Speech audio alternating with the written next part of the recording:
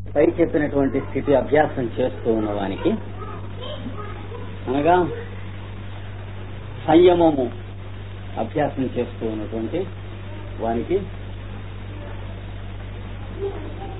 సంస్కారాత్ సంస్కారము వలన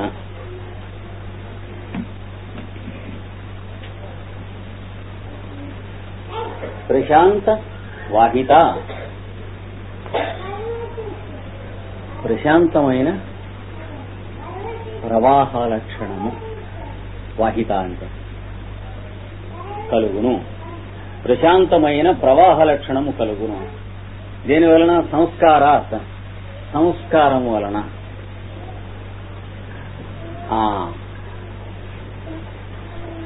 ఇక్కడ చెబుతున్నారు మీకు కొంతవరకు మీ మైండ్ మీద కంట్రోల్ వచ్చింది.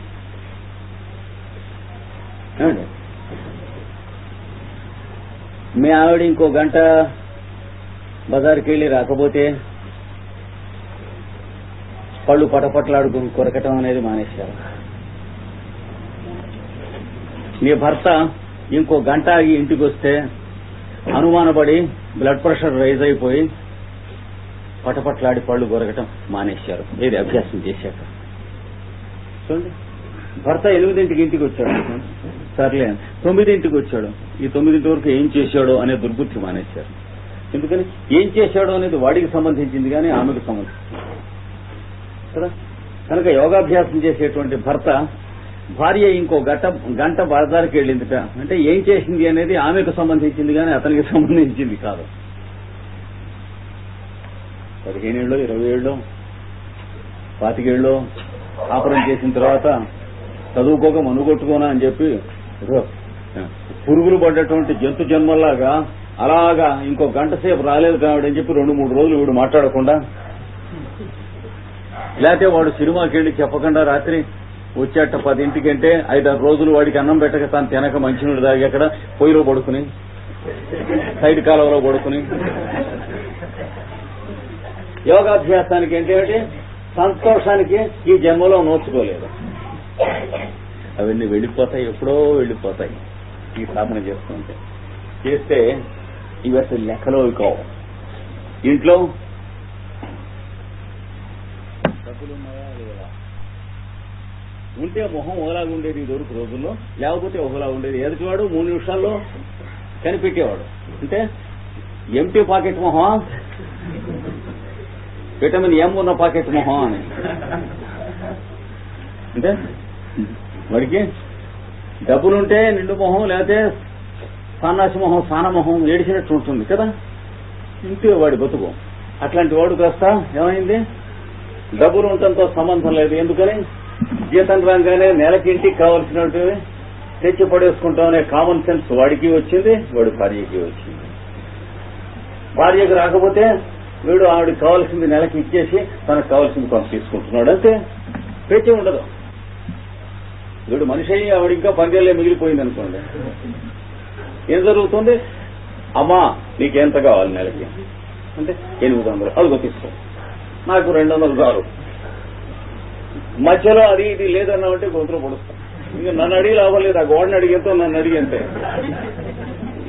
ఈ మార్పులు వస్తాయి. యోగాభ్యాసం చేసే వాళ్ళకి తర్వాత వాళ్ళని తిట్టి తన్ని లాభం లేదు, ఏమీ లాభం లేదు. ఎందుకంటే వాళ్ళు జంతువులుగా ఉంటాం మానేసి మనుషులుగా పెరుగుతారు. పక్క వాళ్ళు కూడా మనుషులుగా పెరిగితే తప్ప మధ్యన భాష వాళ్ళకి వీళ్ళకి అందదు. అది వచ్చినటువంటి చీకాకు. అందుకని బాగుంది. అన్ని తేదీలలోనూ ముఖము ఒకలాగే ఉండేను. 2వ మార్పు. 3వ మార్పు, అన్ని తేదీలలోనూ కడుపు నిండా అన్నం తింటున్నారు. ఇదివరకు ఏం చేసేవాళ్ళు?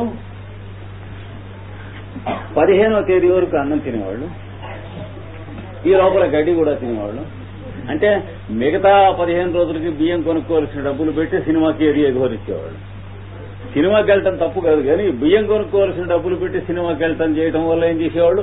15వ తారీఖు దగ్గర నుంచి 30వ తారీఖు లోపల 2-3 రోజులకు మూట కాసిన బఠానీలు శనగపప్పు కొనుక్కుని మొరియలు తిని మంచి తాగేది. ఇదివరకు అలా ఉండేది. పాపం 15వ తారీఖు నుంచి 30వ తారీఖు వరకు మనుషులు చక్కగా సన్నపడుతూ ఉండేవారు, మందక్కర్ లేకుండా. అవన్నీ పోయినాయి. అంతా నెలంతా ఒకలాగే ఉంటున్నారు. ఈ మధ్య ప్రెజెన్స్ ఆఫ్ మైండ్ కూడా ఒకలాగే ఉంటుంది. బాగానే ఉంటుంది అంతా. కానీ మళ్ళీ సడన్ గా మొహం ఎలా ఉంది ఓ రోజున. ఏమిటయింది అంటే మా ఆవిడికి 105 టెంపరేచర్.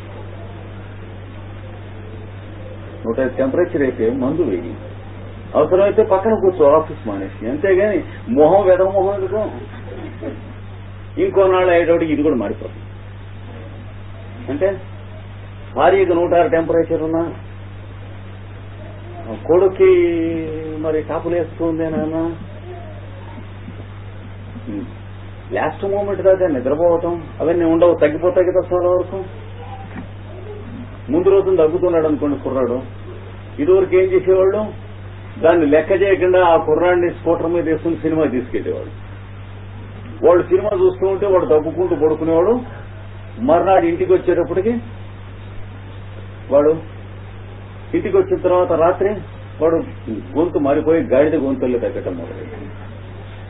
తర్వాత 2 రోజులు అయ్యేటప్పటికి హాస్పిటల్లో చేరిస్తే 15 రోజులు 20 రోజులు పట్టింది. అదంతా చిన్నగా లోపల ఉందా స్లెమ్ అంతా తీసాను. Too much. దగ్గుతున్నాడంటే సినిమాకు పోతే పీడపోయి అంటే సినిమాకి వెడదాం అనుకున్నాక వెళ్లి వీరస్వర్గం అలంకరించవలసింది అన్నది పోయింది. అంటే ఏమిటి, క్రమక్రమంగా ఒక్కోటి జారిపోయినాయి. ఏమండి బజార్కి వెళ్దాం వస్తారా అంటారు. ఆఫీస్ నుంచి ఇంటికి వస్తూ ఉంటాడు. అప్పుడు ఆయన చెబుతాడు, నా భార్యకి చాలా జబ్బుగా ఉందండి, 106 జ్వరంగా ఉంది, ఏదో ప్రలాపంలో ఉంది, మందు వేసి పక్కన మనుషులు కూర్చోబెట్టి ఆఫీస్కి వచ్చాను, ఇంటికి వెళ్తుంది. అబ్బా అయితే ఆఫీస్కి ఎందుకు వచ్చారండి అంటాడు. ఏం చేయను, ఆవిడతో సంబంధాలు ఆడమంటాం. వేయవలసిన మందు వేశాను, డాక్టర్ చెప్పాడు వేయమన్నాడు, వేశాను. పక్కన అటెండెన్స్ కి 2 మనుషులను పెట్టాను, 2 ఒకటి 3 ఒకటి ఎక్కితొక్కరుగా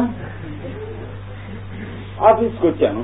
ఆఫీస్ టైం అయింది, ఇంటికి వెళ్తున్నా. కామన్ సెన్స్ లోకి వెళ్ళిపోతారు క్రమంగా. అంటే ఏంటి, చేయదలచినటువంటి పనులు అనేటువంటి దిక్కుమాలిన పనులన్నీ వదిలిపెట్టి చేయవలసిన పనులు అనే దానికి చక్కగా విసరాయాలు వచ్చాయి. తేడా చూసారా ఎలా వస్తుందో. వచ్చిన తర్వాత ఇంకా కొనాలి, మళ్ళీ మొహం బాగులేదు. సడన్ గా 2 రోజులు చాలా దిగాలుగా ఉన్నాడు. ఏమిటయింది అంటే వాడెవడో ఆఫీసరు మరి కొత్త ఆఫీసర్ వచ్చాక ఎవరో వీడి గురించి ఎక్కడో హైదరాబాద్ లో చెప్పారట. వీడికి ఎంత పొడుగు నోటీస్ ఇచ్చాడు చూసుకోకుండా వీడు. దాంతో మొహం ఎలా పెట్టా.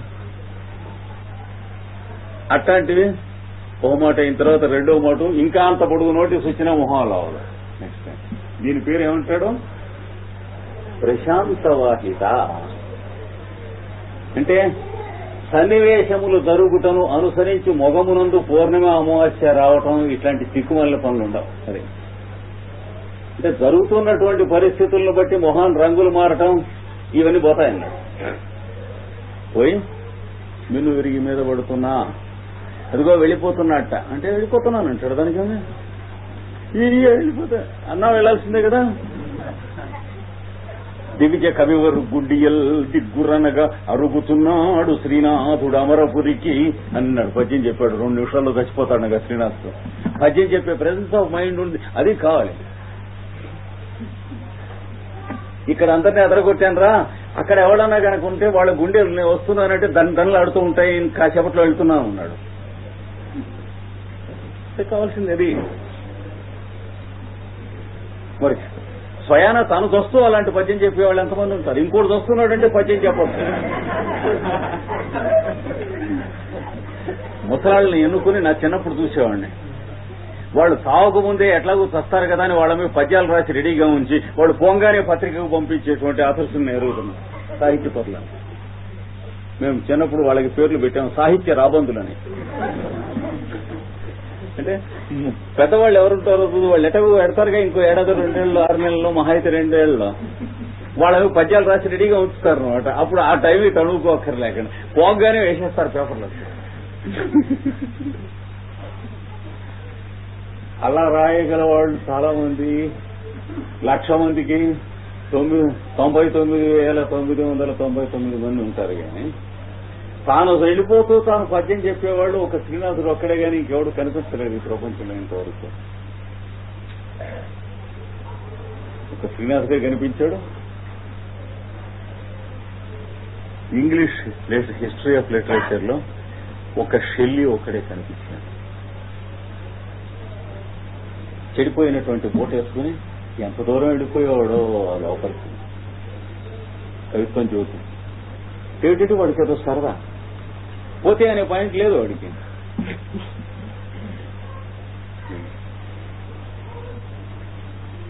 కనుక సంస్కారము వలన అంటే ఏ సంస్కారం? చిత్తవృత్తి నిరోధం ప్రారంభించి అష్టాంగ యోగమునందు మీకు పట్టు చిక్కి ధారణ ధ్యాన సమాధుల యందు మీకు ఏకతానత ఏర్పాటై సంయమము అనేటువంటి దాని మీద ఒక తివాచీలాగా మీరు కూర్చొని బండి నడుస్తూ ఉన్నప్పుడు అందులో సంస్కారం వస్తే మీకు అంటే క్రమంగా నాజూకుతనం వస్తుంది, నేర్పరితనం వస్తుంది. కొత్తగా సంయమం రావటం కాకుండా అంటే కొత్తగా కారు కొనుక్కున్నటువంటి వాడు కారెక్కి తిరగటం బలాదూరు తిరిగినట్టు ఉంటుంది. అలా కాకుండా ఓ ఏడాదో 6 నెలలు అయిన తర్వాత మంచి బిజినెస్ మ్యాన్ కారెక్కి తిరుగుతూ ఉంటాడే అంటే పని కోసం కారు మీద తిరుగుతాడు. కొత్తగా కొన్నటువంటి వాడు లోఫర్లే కారులో తిరగటం కోసం పనులు చూస్తాడు. అది తేడా లేదా మరి వాడికి వీడికి అంత తేడా ఉంటుంది అన్నాడు. కారులో తిరగటం కోసం పనులు తెచ్చుకునేటువంటి వాడు దివాలు తీస్తాడు, కారు కూడా అమ్ముకోవాల్సి వస్తుంది చివరికి. మంచి బిజినెస్ మ్యాన్ ఏం చేస్తాడు? కారు లేకపోతే సాగదు అంటే కారు కొంటాడు, కానీ లేక సస్తే కొనడం. కొన్న తర్వాత ఆ కారు మీదనే 15-20 రోజుల్లో చేసుకోవాల్సినటువంటి పనులు ఒక రోజులో చేసుకొని వస్తాడు. అంచేత కారు ఉపయోగిస్తాడు. అంటే పని కోసం కారు వీడికి, ఆ మొట్టమొదటి లోఫర్కి కారు కోసం పని వాడికి. అది తేడా. ఈ తేడా వీళ్ళలో కూడా ఈ మార్పు వచ్చి మొట్టమొదటి కారు కొన్నవాడి డ్రైవింగ్ లాగా కాకుండా 10 సంవత్సరాల తర్వాత డ్రైవింగ్ చేసుకుంటున్న వాడి నాజూకుతనం ఎలా ఉంటుందో మీ సంయమంలో కూడా నాజూకుతనం వస్తుంది. చెయ్యి తిరిగినటువంటి తనం, ఇంకా తీపి అంటే ఏమిటో, పాకం పట్టడం అంటే ఏమిటో, దాన్ని రుచులు చూడటం అంటే ఏమిటో, చూపించడం అంటే ఏమిటో మీకు తెలుస్తుంది ఆయన అన్నాడు. చూశారా? మొట్టమొదటి రోజున ఇంత బెల్లం ముక్క రుచి చూపించారు. అదే బ్రహ్మాండంగా ఉంటుంది. క్రమంగా బాగా పాకశాస్త్రానికి నిపుణత ఉన్నటువంటి వాడు ఒక ఏడాది బెల్లం ముక్క వాడి చేతికి ఇస్తే ఎన్ని వేల రకాలైనటువంటి పిండి వంటల పదార్థాలు ఇన్వెంట్ చేస్తాడు. బెల్లం కొట్టిన రాయి లాంటి వాడైతే బెల్లమే తప్ప ఇంకేముండదు వాడికి. అదే తప్పడిస్తూ ఉంటాడు ఇంకా, ఎందుకంటే అది కొట్టిన రాయి కూడా. అది కాక వీడు మంచి కుక్, నోట్లో కొంచెం వేసుకుని ఇది అందులో వేస్తే ఎలా ఉంటుంది, ఇందులో వేస్తే ఎలా ఉంటుంది, అప్పుడే పని చేస్తూ ఉంటుంది. అలాంటి స్థితిలో నీ సంయమం పనిచేస్తుంది ఆయన అన్నాడు. ఇక్కడ చాలా చక్కగా జ్వాలాకూలుడు ఈ సూత్రాన్ని పాపం యాలిసియా బేలి అనువాదం చేసుకుంటూ తికమక్క పడుతూ ఉంటే ఆయన సొంతంగా అనువాదం ఇచ్చారు. సత్య అంటే అతనికి అది అందరూ చెప్తారు.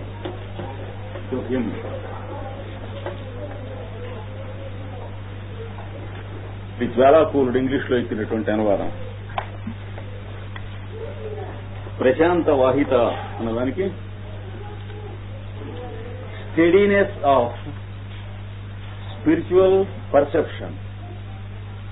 మరి పదాలు ఇంకా ఇంగ్లీష్ లో ఎన్ని యుగాలు పోయినా దీనికి ఇంకెవడు వేయటానికి వీలు లేదు.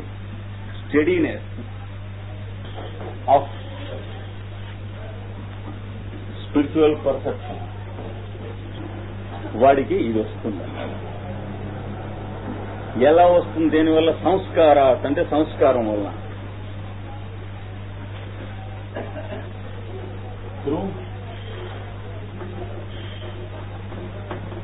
కల్టివేషన్ అదే అని చెప్తుంది భగవద్గీతలో. వ్యవసాయాత్మిక బుద్ధి అన్నాడు. అది పట్టుకుని కల్టివేషన్ అని కొట్టాడు. వాళ్ళు మాస్టర్స్ అంటే కల్టివేషన్ పెట్టమన్నాడు. ఆవిడ కల్టివేషన్ ఏమిటండి? భగవద్గీత మళ్ళీ చదువుకో. వ్యవసాయాత్మిక ఉచ్చిరేకే హకురునందన బహుశాఖాహ్యనంతాస్య బుద్ధయో అవ్యవసాయినాం. వ్యవసాయ శబ్దం మీద చమత్కృతి భగవద్గీతలో చూశాడు. ఇక్కడ మనం ఇంగ్లీష్ లో నువ్వు చెయ్యి, అందరికి పనికొస్తున్నాను. కనుక through cultivation steadiness of spiritual perception will come to soon. అది స్పిరిచువల్ పర్సెప్షన్ అంటే అర్థం ఏంటి? ఆధ్యాత్మికానుభూతి లేక ఆత్మానందము లేక కైవల్యము లేక మోక్ష శబ్దవాచ్యము, ఇవన్నీ కూడా ఒకటే అర్థం. ఇవన్నీ దేని వల్ల వస్తాయి? సంస్కారం వల్ల వస్తాయి. నువ్వు సంస్కరించుకుంటూ ఉండటం వల్ల వస్తాయి. అంటే జీవితంలో ప్రతిదీ సమన్వయం చేసుకుంటూ అలంకారం చేసుకుంటూ ఉండటం వల్ల వస్తాయి. ఆర్టిస్ట్ ఉంటాడు చూసారా, వాడు బొమ్మలు చాలా బాగా వేస్తూ ఉన్నటువంటి వాళ్ళు కొంతమంది ఉంటారు ఇంట్లో. కానీ మనిషిని చూస్తే గడ్డము, స్నానం చేయకపోవటం, బట్టలు మార్చకపోవటం, ఒళ్లంతా కంపు కొడుతూ ఉండటం, గోళ్లు పెద్దవిగా ఉండటం, పక్కన మనిషి దగ్గరికి రావటానికి వీల్లేని దుర్గంధం కొట్టేటువంటి వాళ్ళు ఆర్టిస్ట్ అనే పేరుతో ఉంటారు. వాడి గది ఎలా ఉంటుంది? ఆ లోపలికి వాడే వెళ్లలేడు, మీరు వెళ్లలేరు. ఎట్లా పెడతారు? ఇది పెయింటింగ్స్ వేసేది. వాడి ఇల్లు ఎలా ఉంటుంది? అన్ని వస్తువుల్ని తొక్కుకుంటూ వెళ్లాలి. ఏ వస్తువుని తీసుకొచ్చుకోవాల్సిన వాళ్ళు కొందరు ఉంటారు. అది కాక నిజమైనటువంటి ఆర్టిస్ట్ అంటే ఏమిటి? మీకు వాకిట్లోకి వెళ్లేటప్పటికి వాడు ఆర్టిస్ట్ అని తెలిసేటువంటి వాళ్ళు ఉంటారు. అంటే వాడు కుర్చీ ఎలా వేశాడు, బల ఎలా వేశాడు, మీరు లోపలికి వస్తూ ఉంటే మీకు హాల్ట్స్ ఎలా వేశాడు, మీకు వెల్కమ్ ఎలా ఏర్పాటు చేశాడు, మీరు లోపలికి వెళ్లిన తర్వాత ఎవరు రిసీవ్ చేసుకుని వాడి దగ్గరికి తీసుకెళ్లారు, ఇవన్నీ కూడా వస్తువుల అరేంజ్మెంట్ లో ఆర్ట్ ఉంటుంది. బొమ్మలు వేసినా వేయకపోయినా వాడు ఆర్టిస్టు. ఆ మొదటి వాడు ఎంత మంచి బొమ్మలు వేసినా వాడు ఏకదేశమైన ఆర్టిస్ట్, కోకదేశం అన్నమాట. అంటే మిగతా దాంట్లో కాదు. కనుక జీవితాన్ని కల్టివేట్ చేసుకోండి, అలంకరించుకోండి. జీవితాన్ని యోగాభ్యాసంతో అలంకరించుకునే వాళ్ళకి వస్తుంది తప్ప యోగాభ్యాసం వేరే ఒక తోకలాగా అభ్యసించే వాళ్ళకి రాదండోయ్ అన్నాడు. ఇందులో మనకి చెప్పినటువంటిది సహాయం ఏమిటంటే సంస్కారం అనేటువంటి మాటకి కల్టివేషన్, దాన్నే మనం అడుగున్న పదంలో హ్యాబిట్ అని తర్వాత వివరంలో ఇచ్చారు జ్వాల్కూల్ గారు వ్యాఖ్యానంలో. అంటే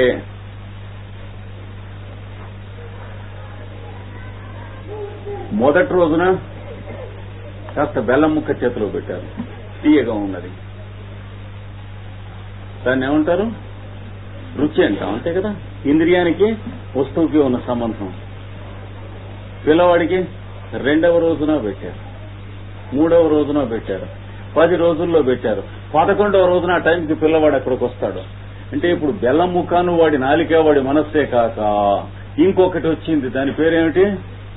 ఆ టైంకి వాడు అక్కడికి వచ్చుట, దాని పేరే హ్యాబిట్. అంటే అభ్యాసము లేక కల్టివేటింగ్.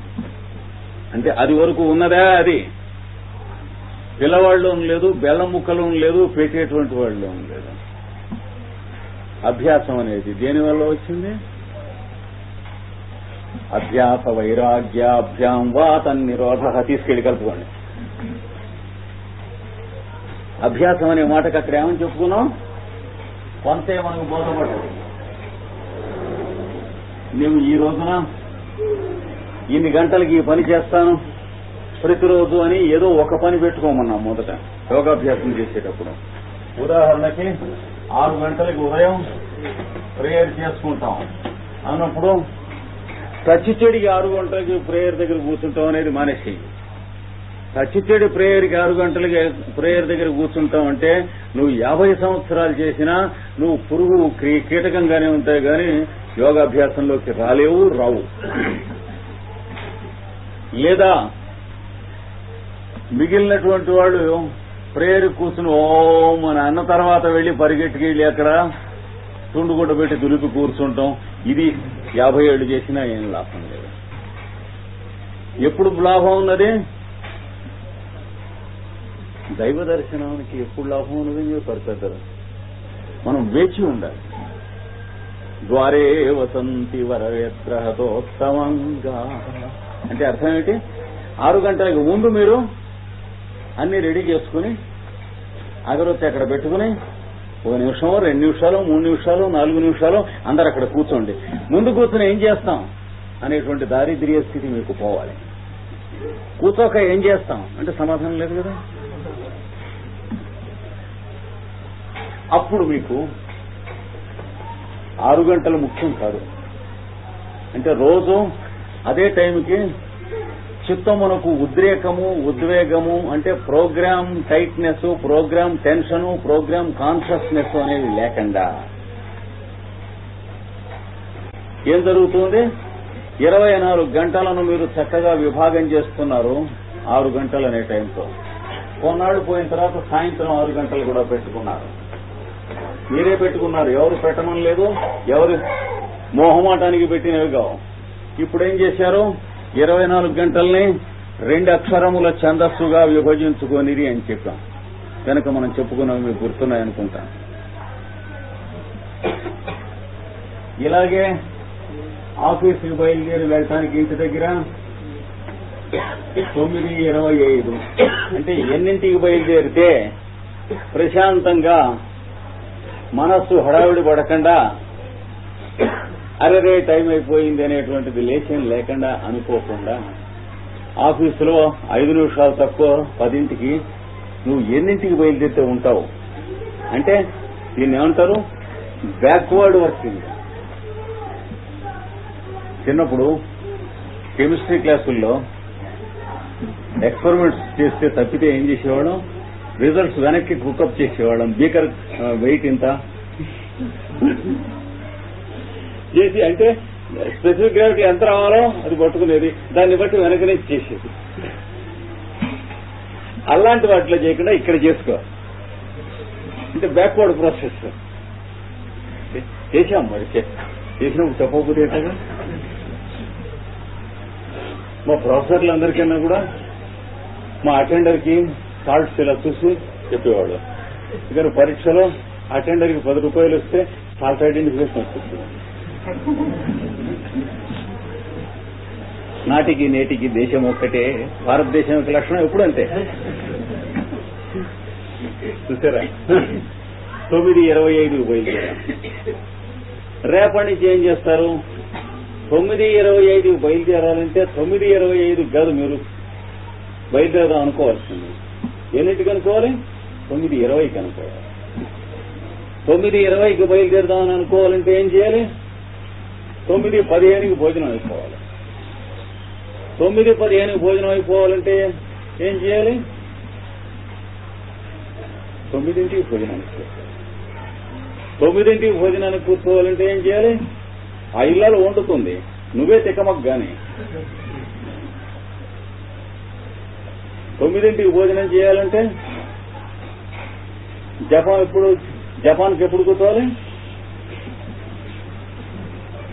నువ్వు ఎంత చేస్తావో దాన్ని బట్టి.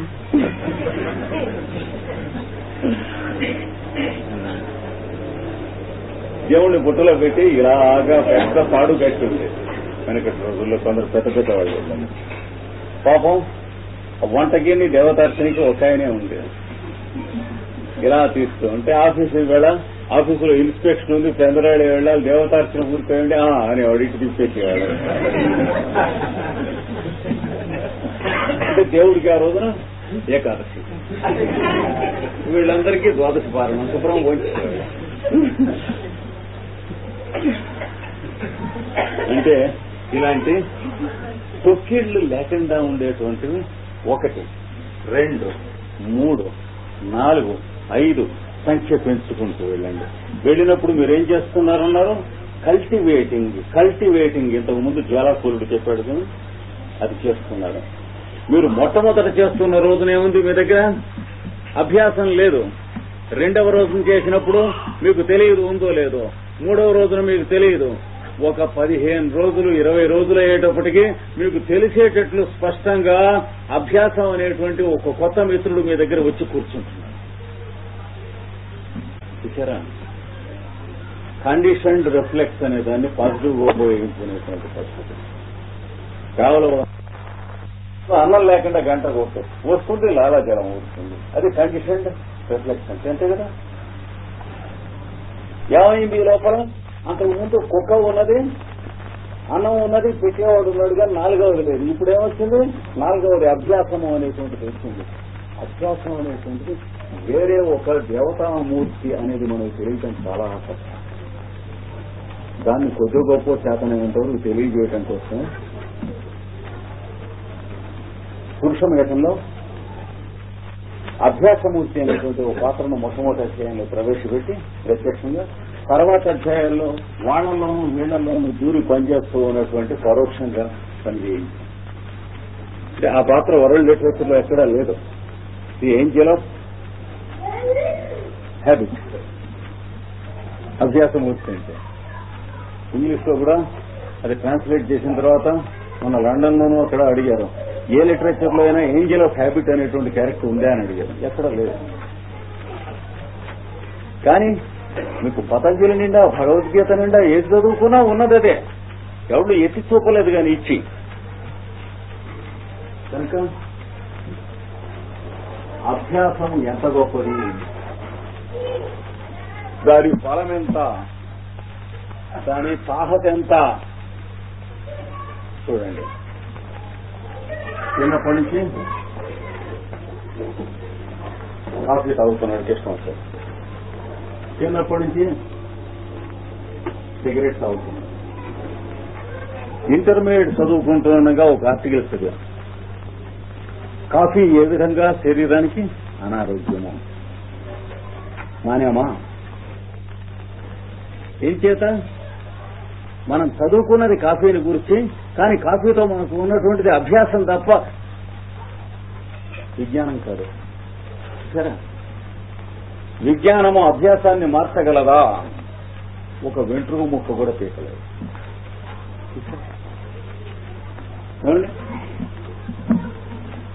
తర్వాత కాఫీ తాగినందువల్ల వయస్సును బట్టి ఏ నష్టాలు వస్తాయో కొన్ని వేల పుస్తకాలు చదివాను.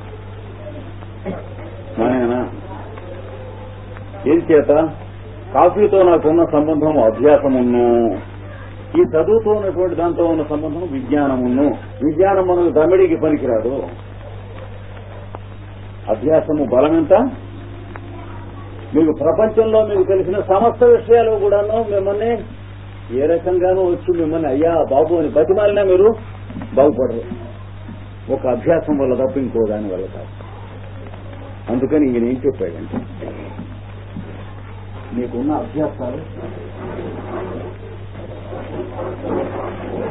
మార్చడానికి వీలు లేకుండా ఒక లైన్స్ ఆఫ్ ఫోర్స్ లాగా తిరుగుతూ ఉంటాయి. దానికి ఎదురేళ్లకు కొట్టకు, ఏం లాభం లేదని. ఏం చేస్తావు నువ్వు? ఇంకో దుకాణం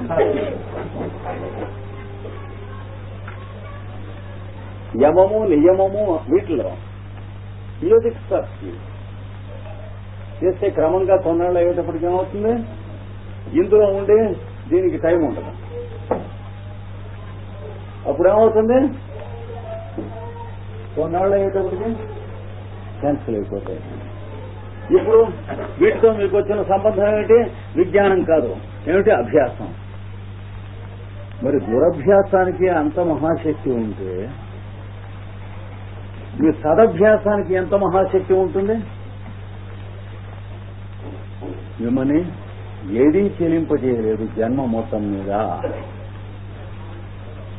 అంటే అందుకని ఇక్కడ పతంజలి ఏం చెబుతాడంటే, వాడి సహాయం తీసుకోండి నాయన. కల్టివేషన్ అంటే అర్థం అది.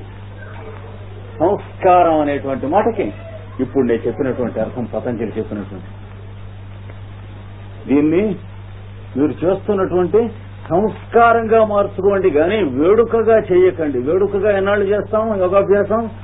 ఓ 10 రోజులు చేస్తాను, నెల రోజులు చేస్తాను, 2 నెలలు చేస్తాను, లేదా ఓ ఏడాది చేస్తాను, తర్వాత మూల పడుతుంది. ఏమండి యోగాభ్యాసం చేస్తున్నారంటే ఈ మధ్య చేయటం లేదండి.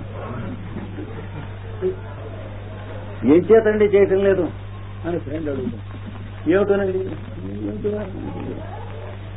అది